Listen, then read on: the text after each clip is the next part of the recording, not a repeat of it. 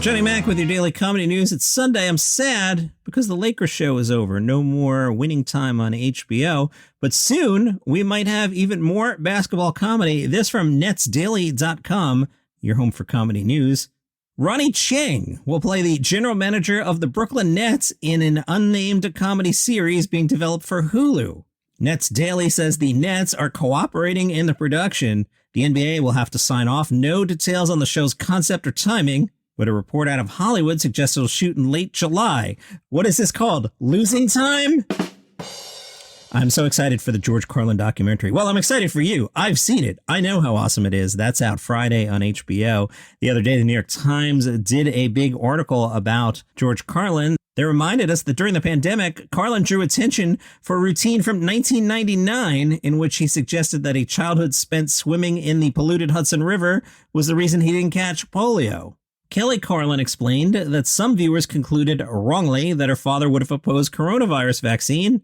Kelly told the Times, everyone's like, see, George Carlin would have been anti-vax. My dad was pro-science, pro-rational thinking, pro-evidence-based medicine. The man was a heart patient for 30 years. When he was a kid and the polio vaccine became available, he got the polio vaccine. Kelly Carlin generally tries to avoid intervening in these kinds of disputes, but she told the Times, I felt it was important that people not use him to undermine what we needed to do to get through this virus. Some wonder what Carlin would say about Trump or Biden or Elon Musk or Marvel. Kelly said, I think we're in a time of exponential uncertainty as a species. He's a man who looked forward and said, this is not going to end well. He saw the chaos coming. From Yahoo, Taylor Tomlinson shares why she needs to find the funny in her bipolar diagnosis. Her latest version of her act gets into the landmine of navigating relationships in your late 20s. Taylor said, I felt like, well, my friends are getting married, but it's fine because I have my career figured out. But now my friends have their careers figured out and they're married. So you're kind of like, oh, we're doing both now?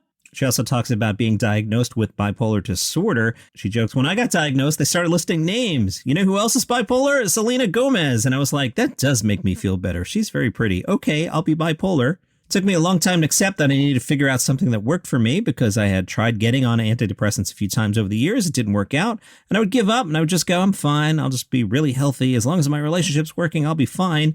And you kind of realize after a few years of that, you're like, oh, I really do need to figure this out. This needs to be a priority for me. I had all this shame because when I was a kid, my parents were like, you don't get on medication. That's weak. That's not good for you. So I think I kind of felt weak for needing that.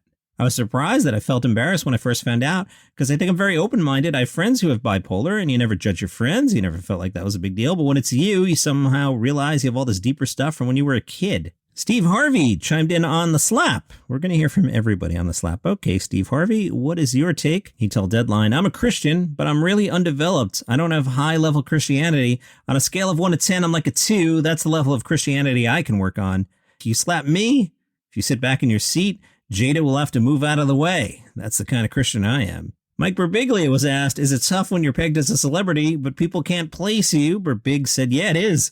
People recognize me, but they don't know what they recognize me from. I was at Whole Foods recently. This guy comes up to me and goes, wait, what are you in? And I said, I'm in the worst conversation of my life. What are you in? And he goes, me too. And I said, you cast me, because then you end up going through everything you've been in. I don't know what you've seen. I don't know what you're into.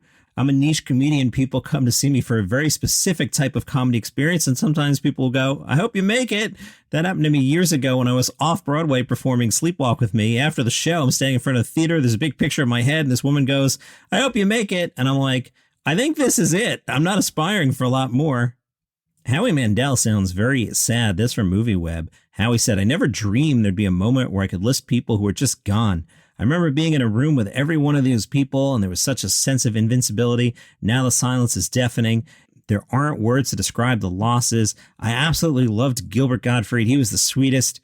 This just compounds the feeling of fragility. This can all end tomorrow, so it's important to absorb each moment and each second with the people you love and care about. I think I was the last person to talk to Gilbert. I talked to him as he was going into the ambulance, going to the hospital last time. I miss him. He was an amazing father, an amazing brother, an amazing husband. You don't think of him like that because he's very acerbic. He was the king of too soon, but he also defined what comedy is. Comedy, which we're losing, is the ability to find humor in the darkest moment. Nobody could do that better than Gilbert. When we moved out here in the 70s in the comedy boom, we were all friends. And I'm talking about Bob Saget, Gilbert Gottfried, Louis Anderson. We were the kids. To imagine that those guys are no longer here and I'm no longer calling them, I can't call them again. The laughter has silenced. Vulture had an article called Gilbert Gottfried, remembered by those who knew him. Patton Oswalt said, Gilbert believed in that old Tim Conway philosophy. 1 time it's funny, 3 times it's not funny, 19 times it's hilarious. I agree with that. Susie Essman said, I'd never seen anything like him. I mean, whoever saw anything like Gilbert, to this day, no one has made me laugh as much as Gilbert offstage. We would just laugh together for hours. I always wondered if Gilbert thought I was funny or if he just enjoyed me laughing at him. He was relentless, like a dog with a bone. Once he got an idea and wanted it to work. At Catch a Rising Star, if there were stragglers at 2 a.m. and you wanted to leave, you'd put Gilbert up and he'd clear the room. He'd do all these esoteric things you couldn't imagine, like old Abbott and Costello stuff, just insane. And he was the funniest ever because he knew he was doing it just for us. He had a very fertile mind. Anthony Jeselnik said, every time I talked to Gilbert in person, it was like talking to your grandpa, just very unassuming, didn't say a lot, very nice, very sweet. Yep, that's exactly my experience talking to Gilbert. But then he'd get on stage and a switch would flip, and it was the funniest thing. He was my absolute favorite.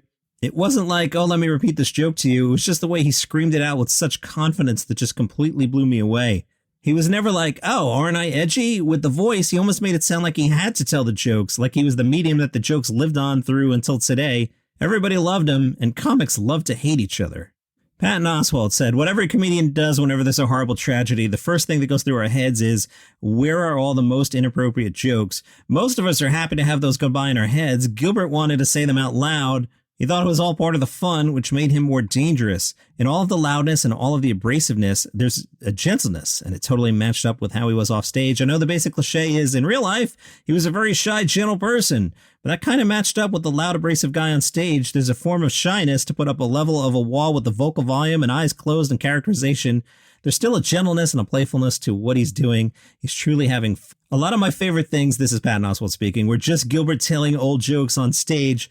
The way he'd go into them was so perfect. My favorite, of course, a guy finds a genie in a lamp and the genie goes, I'll grant you 1 wish. The guy brings out this folded piece of paper, this old map, and says, this is the Middle East. It's nothing but bloodshed and hatred. If you could please bring peace to this area, it would mean so much to me. And the genie's like, even with all my powers, I can't do this. Ask me for anything else. The guy goes, well, you know, I've been married for 40 years. My wife has never given me a BJ. Can you get her to give me a BJ? And the genie says, let me look at the map again. You'll find that full article in Vulture. And if you like Irish sketch comedy, well, good news. Foil Arms and Hog, they're back. They sold out their spring tour dates. They're coming back to the U.S. for the fall. They'll start November 4th in Boulder. They'll finish up November 19th in Chicago at the Vic Theater, which is not a small building at all. Foil Arms and Hog, Ireland's top sketch comedy group, might be more popular than you realize. A mix of sketch comedy, audience participation, and improv, the trio have been touring for over 9 years. They won Best Reviewed Show at the Edinburgh Fringe in 2018 and 2019. And that is your comedy news for today. Follow the show for free on Apple Podcasts, Spotify, wherever you get your shows. You can become a premium subscriber, get the episodes early and ad-free on Apple Podcasts. $5 a month to do that. Go to Apple Podcasts. They'll put that option under your nose. Or you can buy me at coffee.com/dailycomedynews. Meet you back here tomorrow.